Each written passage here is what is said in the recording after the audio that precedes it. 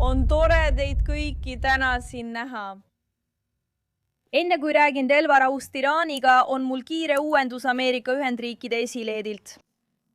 Eile mõisteti esmakordselt süüdi Take It Down seaduse alusel. See on ajalooline õigusakt, mille vastuvõtmisel oli esileedi Melania Trumpil oluline roll. See seadus kaitseb ohvreid, kelle kohta on ilma nõusolekuta loodud tehisintellekti abil seksuaalse sisuga pilte, samuti veebikiusamise ja vägivallaähvarduste eest.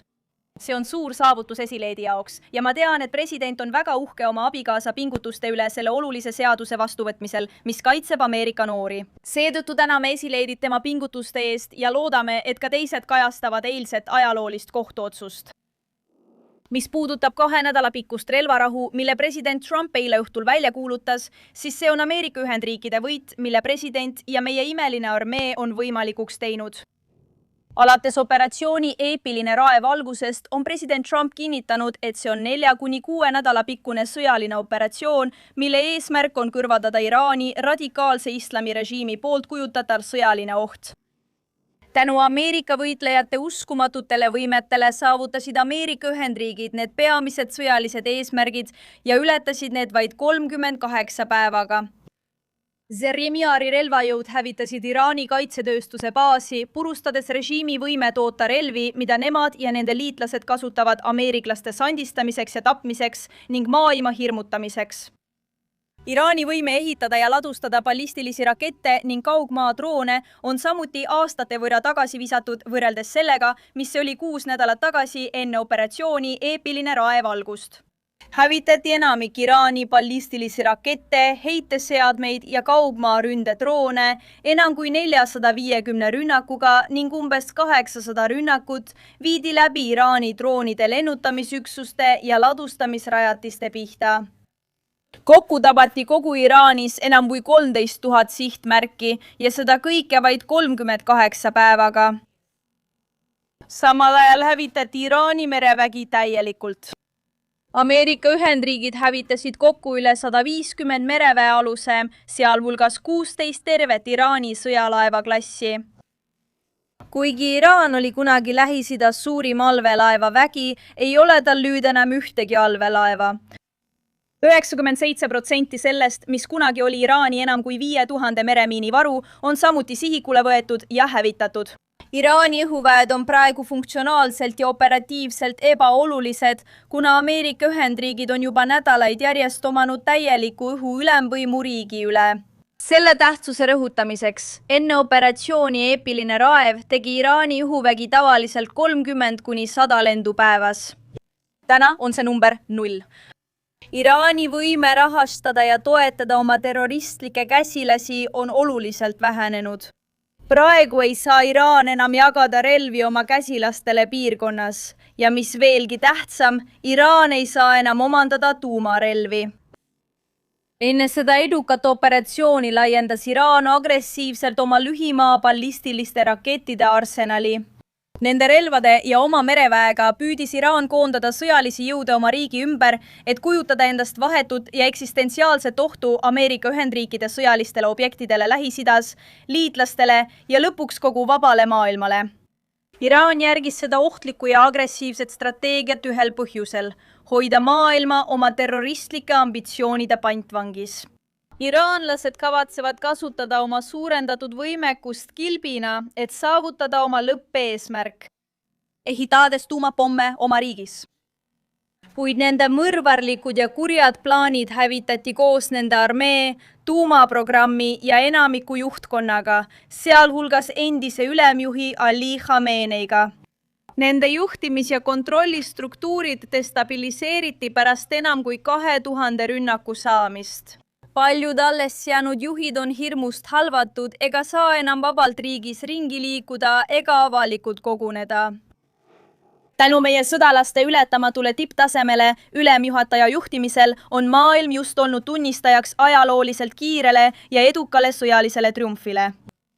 President Trump alustas operatsiooni Eepiline raev strateegiliste sõjaliste eesmärkidega ning Ameerika Ühendriigid on need selgelt saavutanud. Seda edusammu tähistades meenutame ja austame ka 13 Ameerika kangelast, kes andsid oma elu selles üllases ettevõtmises. Ma tean, et president Trump ja meie suurepärane armee, kogu rahvas austab nende ülimat ohverdust ja me ei unusta neid kunagi. Jumal õnnistagu nende perekondi.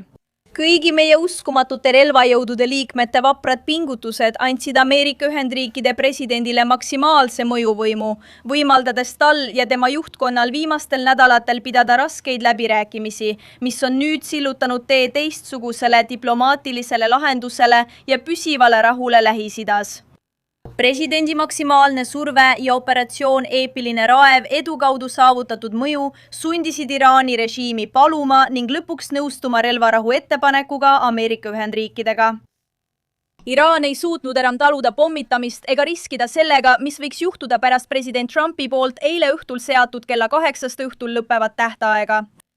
Iraan nõustus avama Hormuzi väina ja nagu president ütles, saime iraanlastelt ettepaneku, mida peeti läbirääkimisteks sobivaks aluseks. Nägin täna meedias palju ebatäpset kajastust nende läbirääkimiste ja nende plaanide kohta. Lubage mul olla selge ja parandada arusaama. Iraanlased esitasid algselt 10-punktilise plaani, mis oli põhimõtteliselt tõsiseltvõetamatu, vastuvõetamatu ja täielikult tagasi lükatud. See visati sõna otseses mõttes prügikasti president Trumpi ja tema läbirääkimismeeskonna poolt. Paljud selle ruumi väljaanded teatasid ekslikult, et see oleks Ameerika Ühendriikidele vastuvõetav ja see ei vasta tõele. Kuna presidendi tähtaeg lähenes kiiresti ja Ameerika Ühendriikide relvajõud hävitasid Iraani tund-tunnilt üha enam, tunnistas režiim tegelikust läbirääkimismeeskonnale. Nad esitasid presidendile ja tema meeskonnale palju mõistlikuma, täiesti erineva ja lühendatud plaani. President Trump ja tema meeskond otsustasid, et uus muudetud plaan on elujõuline alus läbirääkimisteks ning nad kohandasid selle meie enda 15-punktilise ettepanekuga. Presidendi pulased jooned, see tähendab Iraani taasrikastamise lõpetamine Iraanis, ei muutunud ja tulemus. Mõte, et president Trump kunagi aktsepteeriks Iraani soovide nimekirja kokkuleppena, on täiesti absurdne. President teeb kokkuleppe ainult siis, kui see vastab Ameerika Ühendriikide parimatele huvidele. Ja tema ning tema läbirääkimismeeskond keskenduvad sellele pingutusele järgmise 2 nädala jooksul, eeldusel, et Hormuzi väin jääb avatuks ilma piirangute või viivitusteta. Need läbirääkimised, mis on erakordselt tundlikud ja keerulised, toimuvad järgmise 2 nädala jooksul suletud uste taga. Ma soovitaksin tungivalt meedial mitte levitada lugusid, millel puudub faktiline alus. See, mida Iraan avalikult ütleb või meediale edastab, erineb väga sellest, mida nad Ameerika Ühendriikidele ning eelkõige presidendile ja tema meeskonnale teatavad. Ärge kunagi alahinnake president Trumpi võimet edukalt edendada Ameerika huve ja vahendada rahu. President Trumpil on tõestatud kogemus heade kokkulepete saavutamisel Ameerika Ühendriikide ja Ameerika rahva nimel ja ta nõustub ainult sellisega, mis seab Ameerika esikohale. Seda öeldes vastan nüüd teie küsimustele. Ma tean, et teil on täna palju küsimusi. Meiega on Shane Harris AMAC Newsline'ist. Shane, aitäh, et tulid. Kas saad alustada? Jah, aitäh, et mind vastu võtsid, Karuin. Mul on 2 küsimust. Pärast relvarahu väljakuulutamist, kui see on vaenutegevuse lõpp Iraanis, siis milline on presidendi sõnum Ameerika rahvale selle kohta, mida riik saavutas operatsiooniga Epic Fury? Ma arvan, et käsitlesin sellest olulist osa juba oma esialgsetes märkustes. 6 nädalat tagasi vaatas president otse Ameerika rahvale silma ja ütles, et alustas seda operatsiooni, et kõrvaldada Iraanist lähtuv vahetu oht. Ja see oht on nüüd suures osas hävitatud. Nende merevägi, raketid, kaitsetööstuslik baas ja plaan tuumapommi ehitada ei ole enam lubatud tänu märkimisväärsele edule operatsioonis Eepiline raev viimase 38 päeva jooksul. See on täielikult saavutatud ja nüüd liigume edasi järgmisse läbirääkimiste faasi, et määratleda mõned olulised üksikasjad. Ja kes teab, võib-olla vahendada kokkulepet, mis tooks Lähis-Idasse püsiva rahu. Ja teiseks, milline on presidendi sõnum Ameerika eakatele, kes hääletavad rohkem ja võivad olla otsustava tähtsusega eelseisvatel vahevalimistel? President armastab meie eakaid üle kogu riigi. Ja nagu te teate, kirjutas president eelmisel aastal alla töötavate perede maksusoodustusele, mis vähendas oluliselt meie eakate sotsiaalkindlustuselt makstavat maksu. Töötavate perede maksusoodustusega ei pea peaaegu 90% eakatest enam sotsiaalkindlustuselt maksu maksma. Suur võit eakatele, keskklassile ja töötavatele peredele. 0 maksu jootrahadelt ja ületundidelt. Järgmisel nädalal lõpeb tulumaksu tähtaeg. Te kuulete presidendilt, kuidas tema poliitikad on rahvale kasu toonud ja mul on hea meel teatada, et ta reisib järgmisel nädalal Nevadasse ja Arizonasse, et kogu nädala jooksul seda ajaloolist saavutust esile tõsta. Aitäh, et olete siin, Shane ja Gabe. Iraani riigimeedia teatas, et Iraan sulges täna Hormuzi väina vastuseks Iisraeli rünnakutele Liibanoni vastu. Milline on Valge Maja vastus sellele? Ja te just loetlesite palju sõjalisi edusamme, ma saan sellest aru. Aga strateegiliselt, kuidas valitsus väidab, et Iraanil ei ole praegu rohkem majanduslikku mõju kui enne selle algust.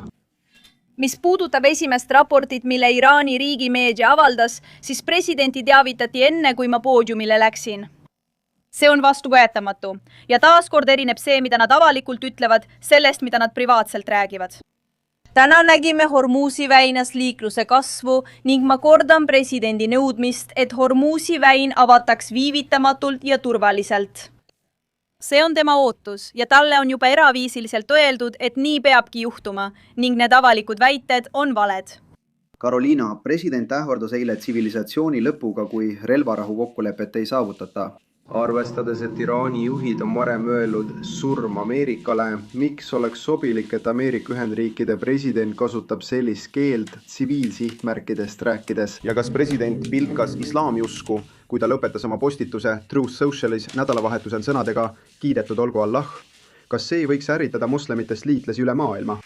Ma mõistan küsimusi presidendi retoorika kohta, kuid tema jaoks on kõige olulisemad tulemused. Ja tegelikult on tema väga karm retoorika ja kindel läbirääkimisstiil need, mis viisid tulemuseni, mida te kõik täna näete.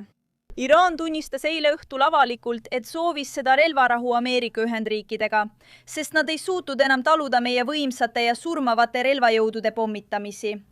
Võttes kohustuse taas avada Hormuzi väin, mille eest president võtab nad selle eest vastutusele ja mida valitsus jälgib hoolikalt reaalajas. Esiteks, kas maailm ei peaks tema sõnu tõsiselt võtma? Maailm peaks tema sõnu austama ja kuulama, mõistes, et president on alati rohkem huvitatud tulemustest. Ja just iraanlased taganesid, mitte president Trump. Ta ütles, et nad kannatavad tõsiste tagajärgede all, nagu te kirjeldasite, kella 20 tähtajaks, kui nad ei ava Hormuzi väina uuesti. Ja mida nad eile õhtul tegid, nad nõustusid Hormuzi väina uuesti avama. President Trump sooviks näha Liibanoni selles rahulepingus, sest täna on suurenenud Iisraeli rünnakud Liibanoni vastu, jättes 10 ohvreid. Muidugi, Liibanon ei ole osa relvarahust. Kõigile asjaosalistele teatati sellest. Peaminister Netanyahu avaldas eile toetust relvarahule ja Ameerika Ühendriikide pingutustele ning kinnitas presidendile, et nad jätkavad järgmise 2 nädala jooksul kasulike partneritena. Kas on siiski mingit võimalust, et president soovib tulevikus Liibanoni kaasamist, arvestades, et tundub, et see põhjustab või potentsiaalselt õõnestab Liibanoni relvarahu? Olen kindel, et seda arutatakse jätkuvalt peaminister Netanyahu, Ameerika Ühendriikide, Iisraeli ja kõigi asjaosaliste vahel, kuid praegu nad ei kuulu relvarahu kokkuleppesse. Jeff? Aitäh! Kas Ameerika Ühendriigid osalevad reedel Islamabadis toimuvatel läbirääkimistel Iraaniga? Võin teatada, et president saadab oma läbirääkimismeeskonna, mida juhib asepresident J.D. Vance, erisaadik Vitkov ja härra Kushner sel nädalavahetusel Islamabadi. Esimene voor toimub laupäeva hommikul kohaliku aja järgi ja ootame neid silmast silma kohtumisi väga. Ja millist rolli näeb president Himaiva jaoks Hormuzi väina jälgimisel ja abistamisel edaspidi? President kommenteeris seda täna hommikul. Jätkame väga hoolikat jälgimist. Aitame nii palju kui võimalik, kuid loodame, et Iraan teeb seda ning president tegi selle väga selgeks. Nagu tema eilne avaldus ütleb, sõltub relvarahu Hormuzi väina turvalisest taasavamisest. See otsustati eile õhtul. Täna õhtul mõistame, et see võtab aega, kuid see on presidendi ootus ja ta nõuab seda kõigilt. Muidugi, rohelise bleiseriga. Suur tänu! Muidugi, ja siis sinu ees. Aga Andru, võid edasi minna, sul pole rohelist seljas. See klassikaline pintsak on väga hästi lõigatud. Seoses presidendi retoorikaga, kui USA tungis 2003 aastal Iraaki, ütles George W. Bush oma sõnumis Iraagi rahvale, et sõjaline kampaania on suunatud nende riiki valitsevate seadusetute meeste vastu, mitte teie vastu. Eile ähvardas president hävitada kogu Iraani tsivilisatsiooni. Kogu nende tsivilisatsiooni, mitte ainult Iraani valitsust, vaid Iraani tsivilisatsiooni ja Iraani rahvast. Ameeriklased olid suurema osa oma ajaloost moraalsed juhid, pidades sõdu teiste valitsuste, mitte tsivilisatsioonide vastu. Kuidas saab president väita, et Ameerikal võiks kunagi olla moraalne üleolek, kuid ähvardab hävikada tsivilisatsioone ega esita sõdu võitlusena teiste valitsuste vastu? Andrew, ma arvan, et sa peaksid vaatama selle presidendi tegusid viimase 6 nädala jooksul ja meie vaprate Ameerika Ühendriikide relvajõudude meeste ja naiste tegusid, kes on sisuliselt kõrvaldanud ühe seadusevastase islamirežiimi armee, mis on 47 aastat hüüdnud surm Ameerikale ning tapnud ja sandistanud tuhandeid Ameerika sõdureid viimase 50 aasta jooksul. Presidendil on kahtlemata moraal ja üleolek Iraani terrorirežiimi ees ja vastupidise väitmine on ausalt öeldes solvang. Kogu austusega ei. Kogu austusega... Palun, jätkake. Arvestades seda, mida oleme täna Liibanonis näinud ja Iisraeli rünnakute sagenemist, kas on põhjust muretseda, et Netanyahu püüab relvarahu lõpetada? President rääkis eile õhtul peaminister Netanyahuga ning selles privaatses vestluses kinnitas Netanyahu avalikult oma toetust presidendile ja et Iisrael on jätkuvalt Ameerika Ühendriikide oluline liitlane ja partner. Nad on viimase 6 nädala jooksul olnud erakordsed partnerid ja me hindame nende kangelaslikke pingutusi. President pidas selle vestluse eile õhtul ja see tehti avalikult maailmale teatavaks. Lihtsalt Jätkake. Aitäh! Karoliin, mul on teile küsimus Iraani kohta ja ka küsimus väärikuse seaduse kohta, loomulikult. Iraani kohta öeldakse, et relvarahu saavutati pärast 2 ebatõenäolise teguri sekkumist, J.D. Vance ja Hiina. Milline oli nende osapoolte roll kokkuleppe sõlmimisel? Asepresident Vance'il oli selles algusest peale väga oluline roll. Ta on muidugi presidendi parem käsi. Ta on Ameerika Ühendriikide asepresident. Ta on osalenud kõigis aruteludes ja hakkab nüüd seda uut läbirääkimiste etappi juhtima.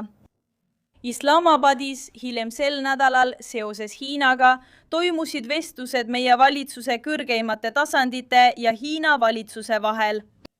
President tunneb suurt austust president Xi vastu. Aitäh! Töötades temaga ja selle riigiga ootab ta põnevusega Hiina külastamist juba mõne nädala pärast. Ja mis puudutab Dignity Acti, siis see kogub kongressis hoogu ja tooks kasu mõnele ebaseaduslikule sisserändajale riigis, pakkudes neile teed kodakondsuseni. Milline on Valge Maja seisukoht selle seadusandluse suhtes? Ja kas president kirjutaks sellele alla, kui see tema lauale jõuaks? Ausalt öeldes ei ole ma presidendiga selle seadusandluse teemal rääkinud. Ma räägin temaga ja anname oma ametliku seisukoha selle kohta nii kiiresti kui võimalik. Pole tänuväärt. Jätka. President andis täna intervjuus mõista, et toetaks USA ja Iraani ühistegevust laevadel Kitsas väinas tasu nõudmisel. Kas ta arvab, et USA peaks teenima kasumit Hormuzi väinast? See on üks idee, mille president, nagu sa tead, välja pakkus ja mida arutatakse järgmise 2 nädala jooksul. Kuid presidendi vahetu prioriteet on väina taasavamine ilma piiranguteta, olgu selleks teemaksud või mis tahes muu viis. Ja mis puudutab kõrgelt rikastatud uraani, kas Iraan on andnud valitsusele mingit märki, et nad lihtsalt annaksid rikastatud uraani üle? Või on see presidendi ootus, et ta peaks selle saavutamiseks saatma maismaajõud? See on presidendi ja tema läbirääkimismeeskonna prioriteetide nimekirja tipus, kui nad valmistuvad järgmiseks kõneluste vooruks. Ja nagu ma ütlesin, see on punane joon, millest president ei tagane. Ta on pühendunud sellele, et see saaks teoks. Me loodame, et see juhtub diplomaatia kaudu. Aga kas nad on andnud mingit märki, et nad annaksid selle üle? On küll, on jah. Saare, Trevor.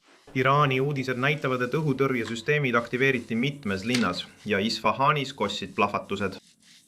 Kes pommitab Iraani just praegu? Need raportid on mõne minuti tagused. Jah, okei. Ma pean ilmselgelt tagasi minema ja riikliku julgeoleku meeskonnaga kontrollima. Ma tegelen sellega kohe ja saan teile vastuse. Ja tulles tagasi tsivilisatsiooni küsimuse juurde, millest me rääkisime. Ma ei ole neid raporteid näinud ega neid kontrollinud. See ei ole usaldamatuse pärast, Trevor, aga ma tahan spetsialistidega üle kontrollida. Ma ütleksin veel kord, nagu ütlesin ka asepresidendile täna hommikul, see on habras vaherahu. Relvarahud on loomulikult haprad. me nägime seda ka eelmisel aastal 12-päevase Iraani ja Iisraeli sõja ajal. Mõnikord võtab aega enne, kui need relvarahud täielikult jõustuvad. Ja üks operatsiooni eepiline raev tulemustest oli see, et me lammutasime täielikult Iraani juhtimis- ja kontrollikeskuse, mis teeb neil sõnumite edastamise ahela kaudu palju raskemaks. Me saame sellest aru. Ma paluksin natuke kannatlikkust, aga loomulikult tahame, et relvarahu rakendataks ja kõik osapooled seda võimalikult kiiresti austaksid. Aitäh, aga ameeriklased. Presidendi administratsioonid Ronald Reaganist alates on väljendanud seisukohta, et tuumasõda ei saa võita ja seda ei tohiks kunagi pidada. See on endiselt selle administratsiooni seisukoht, arvestades presidendi kommentaare tsivilisatsiooni kohta. Meie seisukoht selles poliitikas ei ole muutunud, Heidi. Karol, aitäh, Karol. Arvestades eilse ütluse tõsidust, kuidas te mõistate tema väidet, et tsivilisatsioon hävitatakse? Ma arvan, et see oli väga-väga tugev ähvardus Ameerika Ühendriikide presidendilt, mis sundis Iraani režiimi järele andma. Paluma relvarahu ja nõustuma Hormuzi väina taasavamisega. See oli väga tugev ähvardus, mis tõi tulemusi ja nagu sõjaminister täna hommikul Pentagoni hoones ütles, ei olnud see tühi ähvardus. Pentagonil oli eile õhtul kella 8 valmis sihtmärkide nimekiri juhuks, kui Iraani režiim ei oleks nõustunud väina avama, mida nad tegid ja me peaksime olema tänulikud. Aitäh selle eest. Ma pean teda maailma moraalseks juhiks, kuna ta... Teie kolleeg Andrew küsis sama küsimuse varem ja ma kordan seda. Igasugune vihje selles ruumis, et Iraanil on Ameerika Ühendriikide ees moraalne üleolek, on solvang, arvestades nende poolt toime pandud julmusi, Arvestades neid julmusi, mida nad on viimase 50 aasta jooksul meie rahva ja meie relvajõudude vastu toime pannud. John, võid jätkata. Aitäh, väga kallis lang. Mul on teile 2 küsimust. Üks neist puudutab ühist avaldust, mille avaldasid täna hommikul Ameerika Ühendriikide ja NATO Euroopa liitlased. Ja selles ühisavalduses rääkisid nad Hormuzi väinast. Meie valitsused aitavad tagada laevanduse vabadust Hormuzi väinas. Milline on valitsuse reaktsioon sellele ühisavaldusele? Kas see muudab olukorra leebemaks, kui president kohtub täna hiljem NATO peasekretäriga? Mul on teile jagada tsitaat Ameerika Ühendriikide presidendilt NATO kohta. Neid on proovile pandud ja nad on läbi kukkunud. On kurb, et NATO on viimase 6 nädala jooksul pööranud selja Ameerika rahvale, kuigi just Ameerika rahvas rahastab nende kaitset. Nagu te teate, kohtub president Trump mõne tunni pärast Valges Majas sekretär Ruttega ja ma tean, et ta ootab väga avameelset ja ausat vestlust temaga. Ja teiseks, seoses selle konfliktiga, nagu te mainisite, ütles president Trump, et pärast 38 päeva toimus režiimi muutus. Kas see režiimi muutus tõi Iraani rahvale rohkem vabadusi? Ma arvan, et see on küsimus, mida küsitakse natuke liiga vara, John. Me loodame, et see nii on, aga see on midagi, mis on alles ees. Proua Kerolin. Amen. Kerolin, seoses Iraani teemaksuga Hormuzi väinas kuulsin sind mainimas mitmeid presidendi poolt seatud punaseid jooni, kuid ma ei kuulnud, et selle teemaksu võtmine väinas oleks punane joon. Kas oleks Ameerika Ühendriikidele lõppkokkuvõttes vastuvõetav, kui iraanlased suudaksid Hormuzi väinast tasu koguda? Ma arvan, et president oli eile õhtul oma Truth Sociali postituses väga selge ja otsekohene, kui ta ütles, et see relvarahu sõltub Hormuzi väina vaba, turvalise ja viivitamatu taasavamise tingimusest. See on väga selge sõnastus ja seda tuleks võtta sõna-sõnalt. See tähendab? Tasuta. Kerry, jätka. Jah, ilma piiranguteta, kaasa arvatud teemaksud. Jah, Kerry. On lühike uuendus teemaksu kohta. Miks lubaksid USA Iraanil võtta Hormuzi väinas teemaksu? Oleme sellele juba mitu aastat vastu olnud.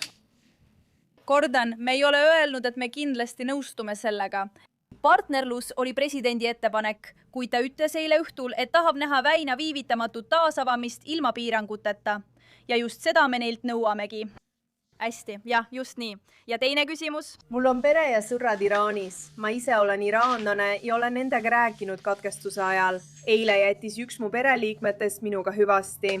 Mida peaksime ütlema iraanlastele, kes küsivad minult, mida nüüd teha ja kuidas end turvaliselt hoida, sest nad tõesti ei tea, mida teha.